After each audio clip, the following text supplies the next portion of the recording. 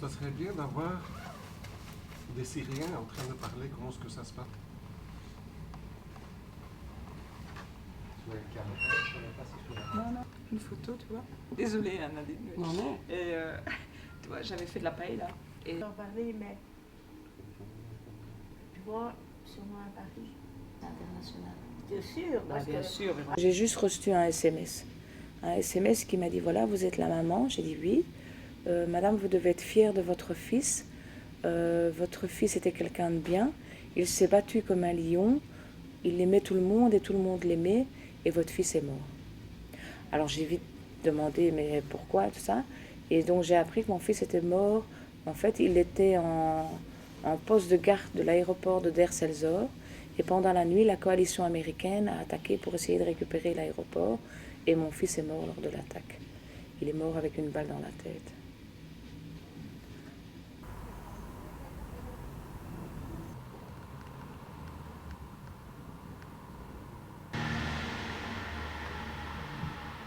Je me sentirais toujours coupable de ne pas avoir ressenti le fait que mon fils avait un mal-être et que c'est pour ça qu'il s'est laissé influencer par les recruteurs.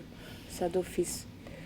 La culpabilité, non, parce que j'ai vraiment tout essayé pour l'arrêter, même prévenir les autorités. Donc je me dis quand même que j'ai essayé de faire des choses, que quand il était là-bas, je lui ai demandé plusieurs fois de revenir. il n'y a pas un hacker, on n'a pas un Non, non, problème. non, regarde. Je leur dis que c'est de leur faute si mon fils est parti. Mais il ne reviendra pas. est-ce qu'ils entendent? Est-ce qu'ils sont conscients qu'il y a eu un problème? Je sais qu'il avait d'abord mis, donc je vais chercher sur le mur de la personne. Une Ah. dame. Ok. Et Je suis tombée, enfin pas moi, mais on m'a appelé à la sûreté de l'État pour me montrer une vidéo où on le voit là sur un terrain militaire avec une Kalachnikov, un groupe de jeunes qui étaient tous armés. Donc moi je suis tombée de ma chaise ce jour-là en me disant, là tout s'écroulait. Pour que ça fait, je t'ai envoyé, je t'ai forwardé Ouais. là. Ce qui se passe, Elle n'est pas prise. Je lui en veux de ne pas avoir vu et de ne pas avoir compris dans quoi il allait tomber. C'est tout. Et comment est-ce qu'il a pu se faire avoir comme ça dans un système? C'est ça qui me met hors de moi. Parfois je me dis, enfin, c'était quand même pas un crétin, quoi. Comment est-ce qu'il y est arrivé? Qu'est-ce qui lui est passé par la tête? Alors qu'il, je peux vous assurer que il aurait, il aurait pu s'en sortir en Belgique. Bien sûr, parce bien que sûr, à Vienne, j'étais trop jeune. J'espère qu'avant de, au moins avant de mourir, je l'aurais revu. Bon, moi j'ai eu mes enfants très tard et c'est très dur pour moi de n'avoir vécu que 23, enfin avec mon fils que 23 ans et me dire que je le verrai plus, je ne veux pas imaginer ça, quoi. Il y a des traducteurs.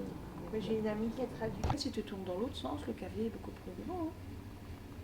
Quelqu'un qui casse. J'ai acheté une horreur de GC. Si tu pars là-bas, tu ne reviendras pas, sache-le. Et toi, qu'est-ce que tu vas apporter là-bas? C'est pas ton monde là-bas. Si soi-disant tu veux faire le djihad, sache déjà ce que ça veut dire faire le djihad et sache que ça correspond pas à ça. Donc ça, c'est ce que je dirais à un jeune. Et un jeune qui voudrait revenir, je lui dirais, d'abord j'essaierai de savoir quelles sont ses intentions quand il veut revenir. Et puis, si ses intentions sont mauvaises, je dirais, reste là-bas. Fais-toi péter là-bas si tu as envie de te faire péter. Mais viens pas tuer des gens qui ne t'ont rien fait, qui n'ont rien à voir dans ton problème. Et si c'est un jeune qui revient parce qu'en fait, il s'est trompé dans son idéal, il s'est trompé dans sa motivation, eh ben je lui dis, ok, reviens, on va t'aider. Oui. Je préfère bien m'équiper. Parce que Il y a ça, les gars. après, je suis C'est de. Comment ça s'appelle? Florie. Florie. Florie. Et c'est un tatou qui nous restera de toute façon jusqu'à la fin de notre vie. Hein. Mais justement, c'est pour ça qu'on parle avec la société et qu'on essaye de faire comprendre à cette société qu'on n'est pas des mères de terroristes, qu'on est des mères de jeunes qui sont partis tout simplement et qui n'avons rien vu. Et ça, c'est l'étiquette la plus difficile à se faire enlever.